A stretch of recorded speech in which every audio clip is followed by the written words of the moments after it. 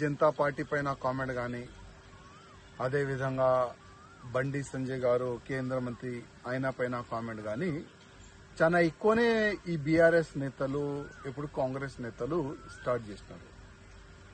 Comment ఏ విధంగా చేస్తున్నారంటే, బండి సంజయ్ గారు కొడుకు ఒక తప్పు చేసిండు, అది తప్పు చేసిండా లేదా, ఆల్రెడీ ఎస్ఐటి ఒక ఏర్పాటు చేసినారు.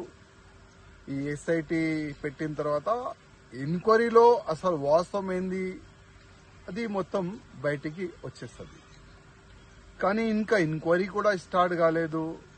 ఇవాళనే రేవంత్ రెడ్డి గారు డీజీపీ గారితోని, కమిషనర్ గారితోని మాట్లాడి అసలు బండి సంజయ్ కొడుకు కేసు ఏంది వివరాలు కూడా మన ముఖ్యమంత్రి గారు తీసుకున్నారు.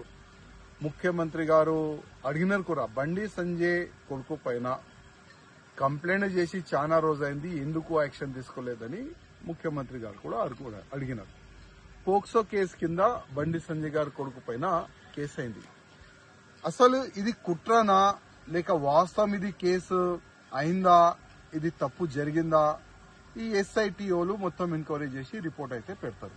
కానీ బండి సంజయ్ గారు గాని, మా పార్టీ కార్యకర్తల అధికారులు ఎవరు కూడా ఎంక్వైరీ జరగకూడదు ఎవరు కూడా చెప్పలే.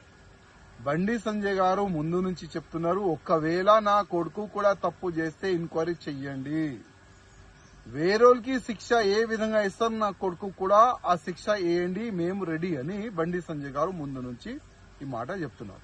ఈ మాట చెప్పిన తర్వాత కూడా కంటిన్యూగా బీఆర్ఎస్ వాళ్ళు కొంతమంది ఎలక్ట్రానిక్ మీడియాని ఫేవర్ గా తీసుకొని, కొంతమంది యూట్యూబ్ ఛానల్ ని ఫేవర్ గా తీసుకొని చాలా వరకు బీజేపీ పైన అటాకింగ్ చేస్తున్నారు, బండి సంజయ్ గారు పైన అటాకింగ్ చేస్తున్నారు, మా పెద్ద నాయకుల పైన అటాక్ చేస్తున్నారు.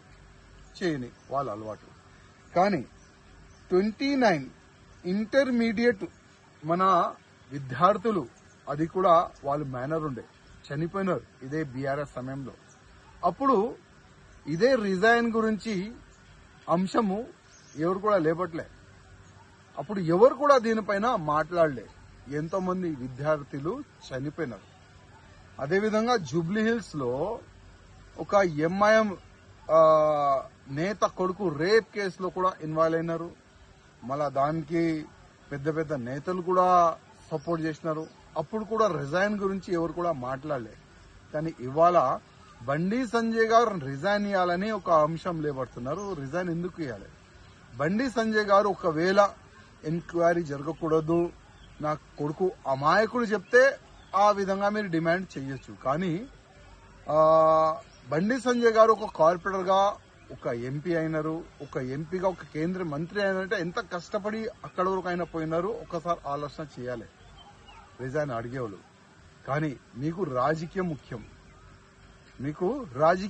మీరు రాజనీతి చేస్తారు, నో ప్రాబ్లం. కానీ బండి సంజయ్ గారు గురించి తప్పుగా ఎవరు కూడా మాట్లాడొద్దు.